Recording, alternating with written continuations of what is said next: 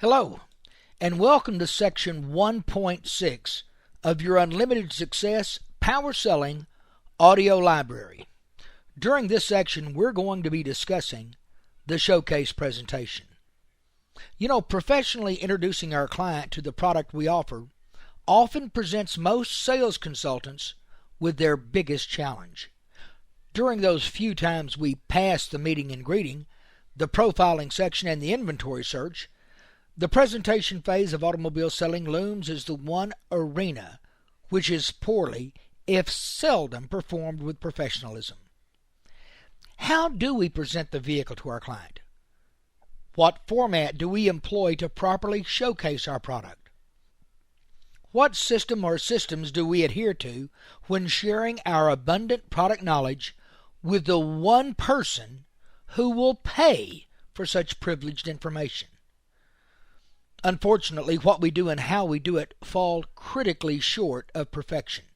In fact, our efforts may be less than amateurish. Just how do we perform this extremely important step? What best describes our poor attempt at presenting the product? Do the words, "Isn't she pretty," sound familiar? Or do we get a little more involved and say something like, "It's pretty, the air blows cold, and I think you ought to buy it"?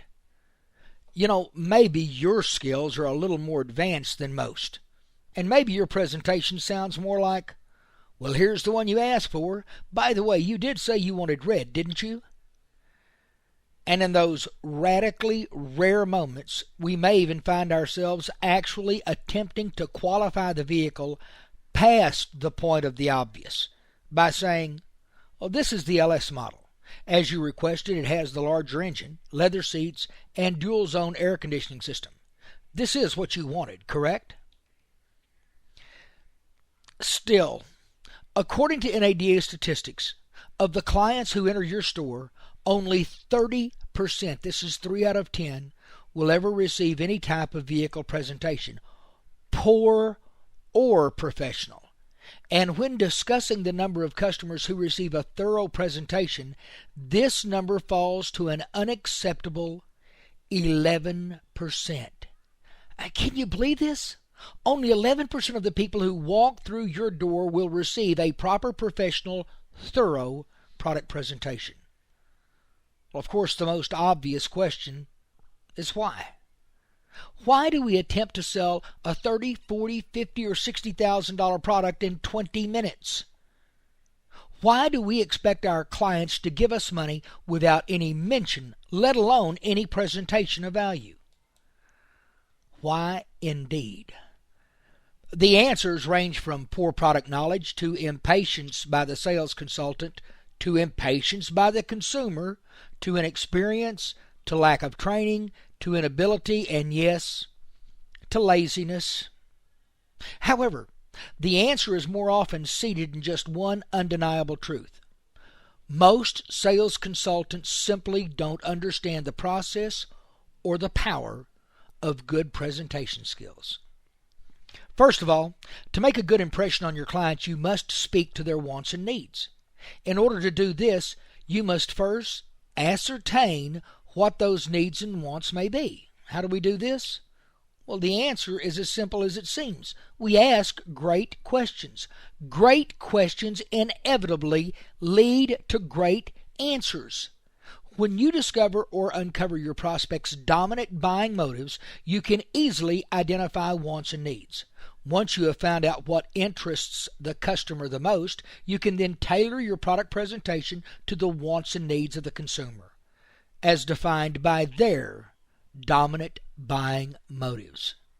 It's no secret that you should have uncovered your client's dominant buying motives when discerning your client's wants and needs. Unfortunately, reality will dictate that sometimes the play will not act out the way it was scripted. It is for this reason that we should always be attempting to ask questions and ascertain client wants and needs. I suggest that for the best example of what your prospect will drive in the future, we should look to what they are replacing today. Although your client may change the configuration of their vehicle, i.e. changing from a car to a truck, from a sedan to a coupe, or from a van to an SUV, you will often discover that your client will expect to retain a certain equipment level or certain options, such as automatic transmission, air conditioning, tilt wheel, cruise control, sound system, power windows, power door locks, and/or power seats. Following this logic, it is easy to see how a majority of your information concerning the new vehicle can be gathered by asking direct questions concerning the vehicle that is being replaced. After gaining valuable knowledge of what your customer likes about his present vehicle, you should also ask a question to help define those items or characteristics of his present vehicle that he would rather do without this time around. It is extremely important to note that when your customer is giving you information, that you should record and capture that data. Once again, I strongly suggest using the data sheet. This will give you cross-reference material, plus it will aid you later in the closing portion of the sale. Now, once you've established what the customer likes and what the customer would change about their present vehicle, you should have more than sufficient information to help guide them through a showcase presentation of their newest vehicle. Now, it's important to keep in mind that the client's present vehicle should stand out as a monument for important topic matters. For instance, when you are showcasing a certain area of your newer vehicle, don't simply product dump. Instead, ask your client how the newer vehicle fares in regards to his present model. You should also ask direct questions about his present vehicle, such as, "Mrs. Jones, what size engine do you have in your present vehicle?" If your customer were to answer with a 3.6-liter dual overhead cam V6, I strongly suggest you should be just as specific with your presentation of the newer vehicle's engine. However, if your client relates how he only has a 4 or a 6-cylinder, or they think it's a 6-cylinder, all of your technobabble will fall upon deaf ears. All of your factory numbers and like identifiers become meaningless. In a like sense, ask them what they like about the safety, or the performance, or the appearance, or the comfort, or the economy of their present vehicle. Ask them what they consider to be of consequence, and build your presentation in those areas. After all, it is what they like now. Whatever you do, don't bore your client with inordinate information. Stick to their needs and wants. To make your showcase presentation a stunning success, you must follow a few rules. Number one, take the vehicle being shown out of its group of commonality. If at all possible, go off property. Find a suitable showcase location. This would be a backdrop for your presentation. I strongly suggest that you utilize the acronym CAR. This way you'll remember to talk about characteristics, advantages, and relationships to the customer. When you're uncertain of your client's wants and needs, employ the acronym pleasure, performance, luxury, economy, appearance, safety, utility, resale value, and endurance. Show the vehicle in a 6-point walk-around format. Always get the customer involved. Always watch for body movements and facial ambiguities. If you do these few points, you will find your showcase presentation working for you dramatically better. Let's break these rules down a little bit. Number one, take the vehicle out of its field of commonality. You see, the first rule of product presentation is to ensure you have the complete attention of your client. If you attempt to showcase a product which is surrounded by numerous other like products, the odds your client will remain focused upon just that one unit is somewhere between "it's not going to happen" and you hitting the lottery. Get the picture? If you have any questions here, simply make reference to your factory brochures. In how many instances have you picked up a model brochure only to find an aerial view of thousands of like products jammed together? Then, as to tease the viewer, the one product in which the viewer showed interest would merely be circled and have an arrow pointing in its direction. It doesn't happen, does it? So why do we try to present our vehicles while they are still surrounded by similar products? Is it simply because we fail to realize how important it is to separate our product from its field of commonality? Maybe. Is it that we are so accustomed to following our outdated modes of operation that we find change difficult to undertake? Maybe. Is it, as some people would lead us to believe, simply because we're lazy? Maybe.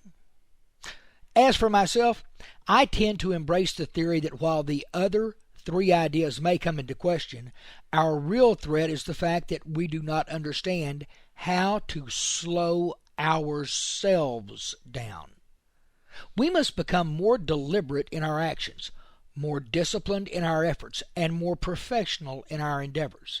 It is because we do not know how to slow ourselves down that we find ourselves in a rush to judgment. Rather than pursuing a methodical approach to selling, we immediately take our client to the product that they've asked for, and then, as if to confirm we have the right unit, we say, "Just like you asked for. It's red, has a 4-speed automatic transmission, AC, stereo, and tilt wheel." Thus concludes our product showcase presentation. If this is any indication as to our level of professionalism, it's no wonder why our national closing ratio is below 20%. So what should we do? It seems pretty obvious, doesn't it? We take the vehicle to a showcase location. Is this possible? Not always. Nothing is 100%, with maybe the exception of missing 100% of the shots that we don't take. See, I suggest that we go off the property. Although it's not possible to take every vehicle to a showcase location, there is no reason why you should not be able to separate your client's next choice of transportation apart from its field of commonality. Pulling the vehicle in question away from a line of makes and models is the least you can do. At least by performing this small movement, you can assure your client a better 360-degree view of the vehicle that they've selected, as well as simplifying ingress and egress. Although pulling the vehicle out of line will enable you to perform a more professional presentation, it does not satisfy the reason for taking the vehicle away from the dealership. The problem with remaining on the property when attempting to perform your showcase presentation is twofold. Number one, the customer cannot properly focus. And two, you cannot properly focus. I think we can easily add to this list the fact that our customers don't always come to the dealership alone. Consider what goes on when there is more than one person in the party. In these instances, when we remain on the property, we will often have an extremely difficult time trying to focus everybody on one unit. For this reason alone, a move to a remote location is the only sensible alternative. Ask yourself, how many times have you lost your client's attention due to the extracurricular activities of their children? How many times have you begun your presentation when your client's spouse or partner begins to vie for attention elsewhere? Maybe the spouse or partner has found another vehicle they wish to look at. Does this ever become a distraction? The maybes are endless. To be totally fair, I must concede that it's not always the client who suffers from the distraction of outside influences while attempting to move through the presentation process. How many times have you been paged for a telephone call while in the middle of a presentation? How many times have you been interrupted by a fellow sales consultant just to be informed you had another client waiting for you? On how many occasions has another professional vehicle consultant approached you concerning some ambiguous triviality? How much of your attention to detail is lost when you are confronted with these extraneous matters? I agree, you cannot always take the vehicle off the dealership property, but how many more times will you continue to make excuses for your suffering paycheck? Go ahead. Do yourself and your paycheck a favor and take the vehicle to a suitable showcase location. While we're at it, allow me to suggest a few locations. Believe it or not, You will discover one or more of these locations within less than a mile from your dealership. My suggestions. Number 1, parks. City parks often provide plenty of shade. Parking your vehicle under a shade tree beside a pond can cause feelings that are serene, peaceful, and relaxing. The park that I used was meticulously cared for. The sight of ducks and geese around the small pond was of storybook quality. Golf courses. My favorite location was a parking lot that abutted the 17th hole of a local golf course. When parking in this parking lot, my backdrop became a small pond, a windmill, a small cluster of trees, and the green of the 17th hole. I'm telling you, it was marvelous. New home sites. The last place I worked offered a small park within a rock's throw. However, I elected to take my clients to a new home site. Here, I found several attractive homes that were within the reach of my clients' dollar demographics. Because my clients could relate to the neighborhood, they related better to my presentation. I often selected recently completed homes that provided a circular drive in the front. New homes always make a perfect backdrop. Empty parking lots. During certain seasons, a parking lot that would normally be used by the people of a local sports arena was open and empty. When I knew this lot was unused, I always took my clients there for their showcase presentation. It actually served 2 functions. Number 1, I could properly show my product by utilizing the sports arena as a backdrop. Number 2, I could demonstrate certain vehicle functions without fear of other traffic. It was perfect. There are also other locations you can try. Rural settings, small municipal airports, church parking lots. I even had one building that had a mirrored exterior, and my customer and I would drive up to that building in the parking lot, which was just not more than 50 feet from the building. We could park, and my customer could actually see a reflection of themselves in the vehicle. Removing the vehicle from its field of commonality and finding a suitable showcase location will definitely ensure the involvement of your client as well as elevate their sense of excitement. Still, isolation and backdrop location are nothing more than the tune-up act for the true star. The vehicle. The car is the star. We should always remember that the client left his home in search of this product, not in search of us. What your client wants to know now is if this product will exceed his or her wants and needs. To do this, you must first reference back to your investigation stage. What were your client's dominant buying motives? By recalling your client's DBMs, you can literally structure a product presentation which is tailor-made for them. Pretty neat, huh? Be warned, however, there is always a danger of product dumping. A product dumping occurs when you have yourself filled to the brim with product knowledge and you make the decision to let everyone else know just how much you know. You go to a product showcase location, properly set the scene, and then you begin to show your knowledge of the vehicle. You do not involve your client. In fact, you lose your client in the middle of your dialogue. You're putting on a show. The client doesn't care what's going on because your show does not include him or her.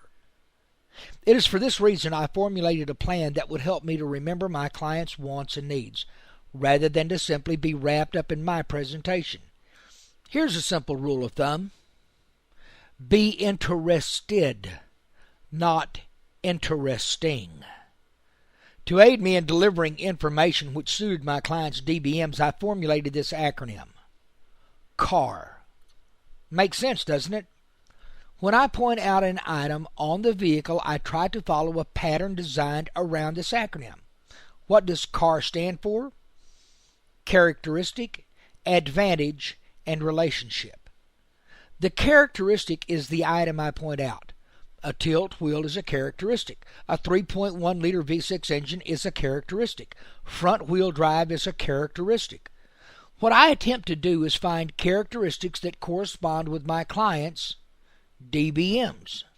When I do this, the component I point out becomes beneficial to my client. If I do my job properly, I will do more than simply point out a piece of equipment. I will give an explanation of what the equipment does. It is at this stage that I will talk about the advantage of the characteristic. The advantage is what the item delivers. One advantage of a tilt wheel is it moves and sets in different positions, giving every buyer the chance to have the wheel in a perfect location. The advantage of a 3.1 liter V6 engine can be multifaceted as well, depending once again upon the client's DBM. The advantage of front wheel drive is once more multifaceted, dependent on the wants and needs of the client. By describing both the characteristic and the advantage of a component, I begin to make my client realize the benefit of the product being shown. However, it is not until I recognize the relationship the component has to the customer's DBMs that I will begin to make the client feel like the vehicle meets his or her requirements. A good example would be the relationship of the tilt wheel to the client who is looking for comfort. Here, you would talk about the ability to easily enter and exit the vehicle. The relationship of the 3.1 liter V6 to the person who is interested in economy would be the city and highway fuel efficiency which that particular engine delivers. The relationship of front wheel drive to the safety conscious consumer would be pointing out how the driving wheels are placed in front of the vehicle in order to pull rather than push through inclement weather. In short, the characteristic is what it is, the advantage is what it does, and the relationship is what it does for the client. The CAR method of product presentation has existed for years. You may better recognize these words as feature, benefit, and advantage, or feature, benefit, and impact. I discovered, however, that regardless of which way you've been taught, most of the present systems just don't go far enough. It is for this reason that I have introduced two other systems designed to be implemented with and to complement the first method. The second design I call CART. Characteristic, what it is; advantage, what it does; relationship, what it does for the client; and trial close. Does it satisfy the client's dominant buying motives? With a simple addition of one item to the usual 3-item list, I now make my method of presenting product information more effective. After I tie the advantage and characteristic of any component to the client, I simply inquire as to whether or not the item or items I have pointed out is congruent with what the client needs and wants are. In effect, I attempt to ensure that I have satisfied all of their DBMs. There is one client, however, who tends to enjoy the product presentation more than the rest. This is the logical personality type. Yet even with their quest for data, we usually miss the mark when giving our showcase presentation to the logical personality. Why? Our credibility. You see, the logical individual is always seeking solid, substantial information. Knowing this, I produced the carrot presentation. All you do to bring the carrot presentation into play is add one step to the cart presentation. You'll soon discover that to the logical individual, this one added step is gigantic. When you present what it is, what it does, and what it does for the client, i.e. characteristic, advantage, and relationship, you need to add one element prior to attempting to trial close. That element is evidence. What it is, what it does for the client, third-party information, and does it satisfy the client's dominant buying motives? In real time, the essence of the conversation would sound something like this. Mr. Jones, this particular vehicle is equipped with a tilt wheel. The wheel is designed to move upward and downward with a simple movement of this lever. This means you'll have easier ingress and egress capabilities. Mr. Jones, according to recent studies, we have discovered that almost 72% of the vehicles sold across the U.S. have a tilt wheel. So not only is comfort a concern with the majority of Americans, it's proven that the tilt wheel will also add to your resale value. As you can tell, Mr. Jones, not only is the tilt wheel a convenience item, it even adds to your vehicle resale value. This is definitely a component you are looking for with your next new vehicle, isn't it? During your stage of discerning your client wants and needs, you should have uncovered your client's DBMs, dominant buying motives. As I have pointed out before, the best indication of what your client will drive in the future will often rest in what they are driving today. I make this one disclaimer. The configuration of the vehicle being driven may change when purchasing newer transportation. Although the configuration of the vehicle may change, the chances of the client remaining with the same dominant buying motives are incredibly good. When we ask our client what he likes about his present vehicle, we will uncover a number of motives that we can transfer to the new purchase. When we ask what they would change, then and only then do we uncover new motives. When combining what the client already enjoys along with what the client would change, we should have no problem in aiding the client in finding a suitable replacement vehicle. However, what if the client isn't sure of what he wants, but is open to suggestions? What if she is a first-time buyer? What if the client has not purchased a vehicle for a long period of time? How could we possibly identify new buying motives? The obvious answer to this riddle is we ask great questions. The questions that I suggest surrounding vehicles come in the form of another acronym of mine, the acronym PLEASURE. I want to be able to talk about performance, luxury, economy, appearance, safety, utility, resale value, and endurance. When utilizing the word pleasure, you give yourself the opportunity to ask your client 8 separate questions about their possible buying motives. When put to use in conjunction with your client's assertions of what they need or want, you can literally pinpoint your client's hottest, dominant buying motives. It is these DBMs upon which you should build your client showcase product presentation. By referencing the acronym PLEASURE and asking questions concerning the likes and changes a client has and would make concerning their present vehicle, you are well on your way to tailoring the perfect product presentation.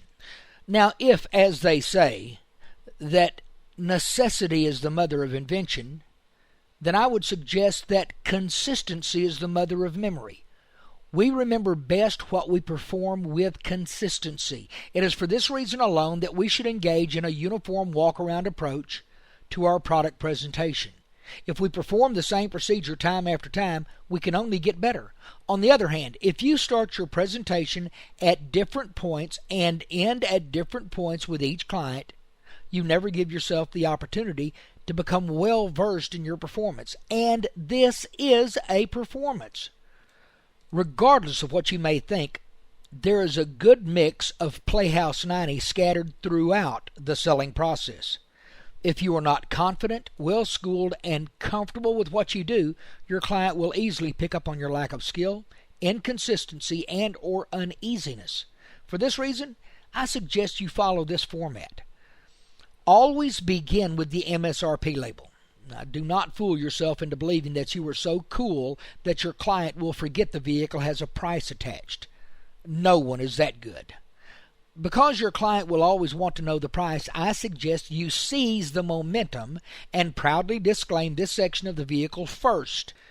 I strongly suggest you follow a format for this section.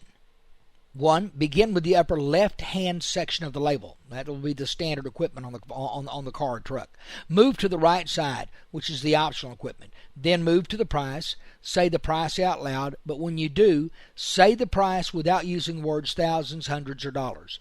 Also, do not say the vehicle is priced at, has a list price, MSRP, or any other representative of fixed property. Instead, say, this vehicle is valued at, or better yet, say, the manufacturer values this vehicle at only. From the price, move immediately to the EPA ratings. At this point, you should say, even though this vehicle has our incredibly powerful 3.1-liter V6 engine, it is still rated at delivering approximately 22 miles per gallon in the city and 31 miles per gallon on the highway. We actually perform 4 separate functions when we begin our presentation with the MSRP label. 1. We help alleviate our customers' anxiety. 2. We ensure we are on the right vehicle. 3. We demonstrate to our client that we have nothing to hide, therefore proving to our patron that we are to be trusted. And 4, we don't try to keep the price a secret. The fourth reason may shock some people, but there are a number of managers, new cars, used cars, general sales, and general managers who believe the last thing you should do is allow a client to see a number. Now, I do agree with management when they say this is not the time to begin talking price. It is not. However, introducing the client to the MSRP label is not price selling. It is merely the most logical thing to do. If you do not show your client the price label, they will eventually stray away from you so they can look at it on their own. Which method do you believe is the wisest? Allow the client to look on their own, where they only see the bottom line, or allow the client to be introduced to all of the standard and optional equipment along with an explanation of fuel efficiency and a look at the bottom line value? I'll vote for the latter. Introduce your client to the MSRP label as you would to any other portion of the vehicle, such as, Mr. Jones, as you can tell from the equipment label, the standard equipment of this vehicle fits the profile of the vehicle you were asking for. This vehicle has a 300 horsepower V6. This engine makes short work of those dangerous attempts at entering the freeway. And you did say you wanted a performance engine this time around to help you avoid such trouble, didn't you? Cover the standard equipment list and introduce 2 or 3 items in the manner I introduced the engine. Then move to the optional equipment list and present all optional equipment while using the car description on 2 or 3 items. When you finish with the optional list, move down to the retail price box. At this point, simply say, the manufacturer values this vehicle at only $28,620. Do not linger for discussion. Next, move to the EPA fuel rating box and say, and although this vehicle has a performance engine, it still retains an excellent approximated fuel efficiency rating of 20 miles per gallon city and 29 highway. Amazing, isn't it? In fact, let's look at this engine. From the equipment label, take your client to the front of the vehicle. Here, you should pull the client back 10 to 20 feet in front of the unit. At this point, we need to make our client aware of certain vehicle functions and capabilities that tie directly back to their DBMs. Point out 3 to 5 items. Employ the car format to introduce items to your client. Stage 3, go under the hood.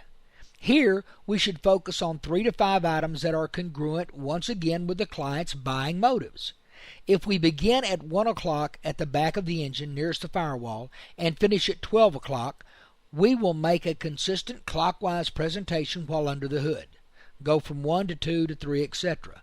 Because the engine compartment, with its many functions, is so fascinating to a majority of salespeople, we tend to spend too much time under the hood.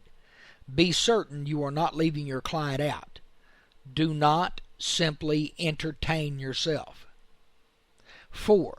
When we close the hood, we should move to the rear of the vehicle. Getting the client to move with you to the rear of the vehicle is easy if you follow these instructions. Simply have your client stand at the passenger side front quarter panel and measure the height of the vehicle by placing their hand beside their leg and the hood height.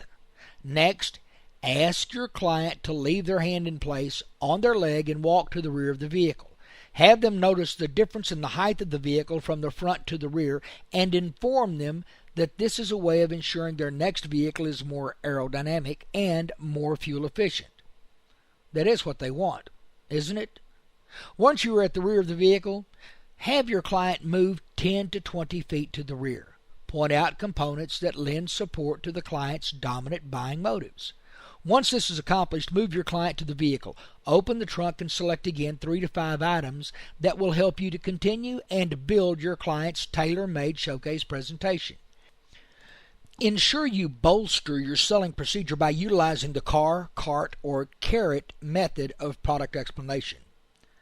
From the rear of the vehicle, move to the passenger side of the car or truck being showcased. Again, move back 10 to 20 feet.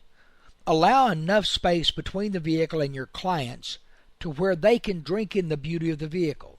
Once more, speak to your client's DBMs by proceeding with a car, cart, or carrot explanation sequence. show 3 to 5 items. 6. Your last stage is in the interior of the vehicle. Remain on the passenger side of the vehicle. Open the passenger front door and have your client seat him or herself. You should stay outside of the vehicle. To properly speak with your client, you need to be on their level. To do this, simply kneel down beside your client. Do not stand up with your arms across the expanse of the door opening.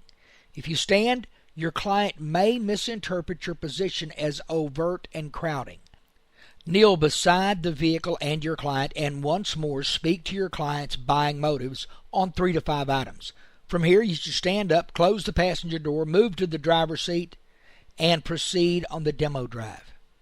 You drive first. From this vantage point, you can better explain the ergonomics of the interior layout. You should practice your 6-point walk-around presentation with your accountability partner. As you practice, attempt to expand on 20 to 25 components in each area.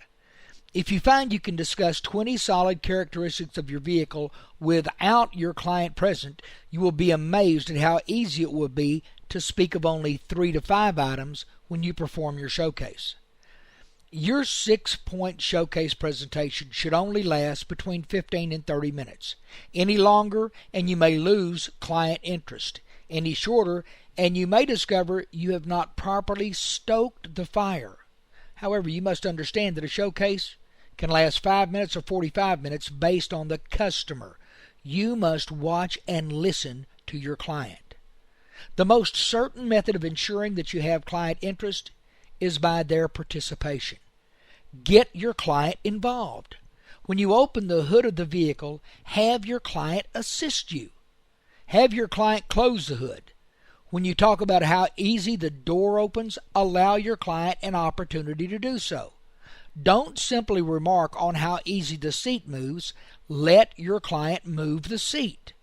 The more involvement from your client, the more heightened their interest becomes. For instance, when you talk about setting a radio station, give a brief overview and then ask the customer about his favorite station. When she tells you, have her program the radio with her station. Anytime you have the client assume control of the vehicle, you allow them to take mental ownership. Get them involved. The last item on our list is watching for nonverbal ambiguities. You know, it's a fact that the study of nonverbal communication can become quite involved. For this reason, you need some shortcut advice on what to watch for and how to respond. Luckily for us, it does not take a doctorate in psychology or physiology to read a client's body language when they are showing signs of taste or discomfort.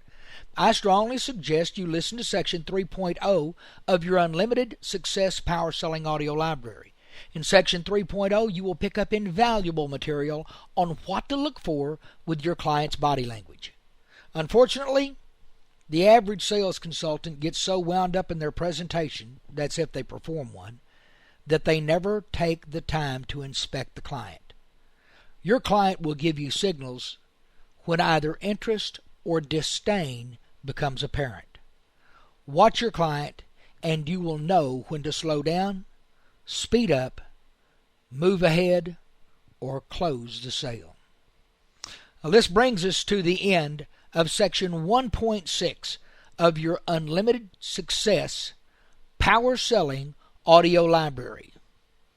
Please join us next in Section 1.7, which will cover the demonstration ride and drive.